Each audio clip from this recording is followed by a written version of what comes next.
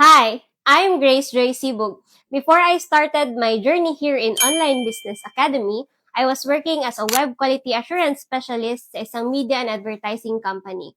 Bilang panganay at breadwinner, lagi kong iniisip kung paano ako makakatulong sa family ko.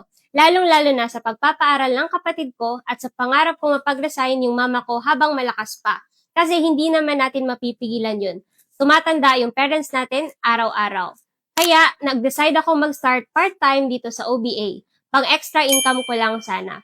Pero dahil sa OBA Copy and Earn system at sa tulong ng mentors ko since day one, naging way pala ito para tuluyang mabago ang buhay namin.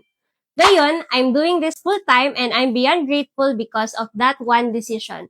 Kumita na ako dito ng 19.5 million, nakabili kami ng partner ko ng Ford Mustang sports car in cash, may 6.8 million peso condo property kami sa Pasay, nakakapag-travel kami sa ibang bansa, at napag-resign ko na yung mama ko with an allowance na 3 times kung ano yung sinasahod niya dati.